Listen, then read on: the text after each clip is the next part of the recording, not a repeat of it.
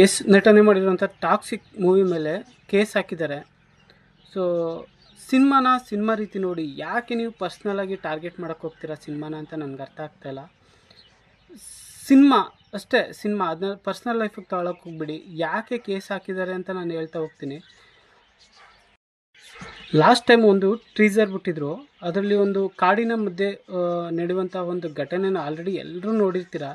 But ಆ ಒಂದು ಸೀನ್ನ ಇಟ್ಕೊಂಡು ಒಂದು ಕೇಸ್ ಹಾಕೋದಂತ ಇದೆಯಲ್ಲ, ಅವರು ಆ ಸಿನಿಮಾಕ್ಕೆ ಪಟ್ಟ ಶ್ರಮ ಅಷ್ಟು ವ್ಯರ್ಥ ಆಗುತ್ತೆ. ಸೊ ದಯವಿಟ್ಟು ಅಂಥ ಕೆಟ್ಟ ಆಲೋಚನೆನ ಮಾಡಬೇಡಿ ಅಂತ ನಾನು ಈ ಮೂಲಕ ಕೇಳ್ಕೊಳ್ತೀನಿ. ಯಾಕೆಂದರೆ ಲೈಫೇ ಬೇರೆ, ಸಿನಿಮಾನೇ ಬೇರೆ. ಸಿನಿಮಾಕ್ಕೆ ಏನು ಬೇಕೋ ಅದನ್ನ ಡೈರೆಕ್ಟು ಕೊಟ್ಟಿರ್ತಾರೆ ಅಂತ ನಾನು ಅಂದ್ಕೊಂಡಿದ್ದೀನಿ. ಸಿನಿಮಾ ಪೂರ್ತಿ ನೋಡಿ, ಸಿನಿಮಾ ಪೂರ್ತಿ ನೋಡಿದ್ಮೇಲೆ ಆ ಸೀನ್ ಸರಿ ಇದೆಯೋ ಅಥವಾ ತಪ್ಪೋ ಆಮೇಲೆ ಡಿಸೈಡ್ ಮಾಡಿ.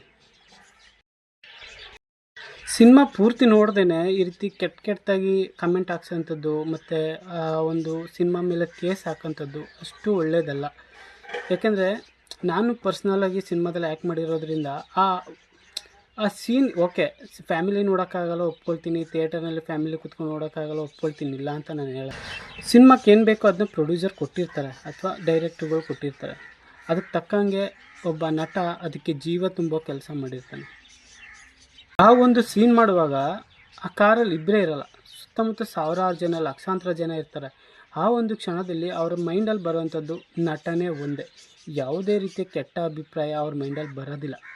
ಅರ್ಥ, ಈ ಸಿನಿಮಾಕ್ಕೆ ಈ ಸೀನ್ ಬೇಕಾ ಅಥವಾ ಬೇಡವಾ ಅಂತ ಸಿನಿಮಾ ನೋಡಿದ್ಮೇಲೆ ಡಿಸೈಡ್ ಮಾಡಿ. ಯಾಕೆಂದರೆ ನಾನೊಬ್ಬ ನಟ ಆಗಿ ಕೆಲವೊಂದು ಸಿನಿಮಾಗಳನ್ನ ಮಾಡುವಾಗ ಕೆಲವೊಂದು ಸೀನ್ಗಳಿರ್ತವೆ. ಸೊ ಆ ಸೀನ್ಗಳಲ್ಲಿ ಆ್ಯಕ್ಟ್ ಮಾಡುವಾಗ ನಮಗೆ ಆ ಭಾವನೆಗಳು ಇರೋದಿಲ್ಲ.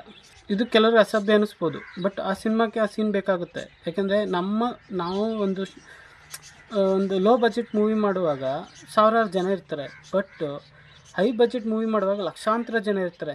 ಅದೇ ರೀತಿ ಟೀಸರಲ್ಲಿ ಕೂಡ ಬಂದಿರುವಂಥದ್ದು. ಟಾಕ್ಸಿಕ್ ಅಂದರೆ ಆ ಲೆವೆಲ್ಗೆ ಎಷ್ಟು ಹೋಗಿದ್ದಾರೆ ಅಂದರೆ ನಾವು ಹೆಮ್ಮೆ ಪಡಬೇಕು. ಅದನ್ನು ಬಿಟ್ಟು ಅದ್ರ ಮೇಲೆ ಕೇಸ್ ಹಾಕೋದು, ಕೆಟ್ಟ ಕಮೆಂಟ್ ಮಾಡೋದು, ಇದೆಲ್ಲ ಅಷ್ಟು ಒಳ್ಳೆಯದಲ್ಲ ಅಂತ ನಾನು ಅಂದ್ಕೊಳ್ತೀನಿ. ಇದ್ರ ಬಗ್ಗೆ ನಿಮ್ಮ ಅಭಿಪ್ರಾಯನ ಕಮೆಂಟ್ ಬಾಕ್ಸಲ್ಲಿ ತಿಳಿಸಿ.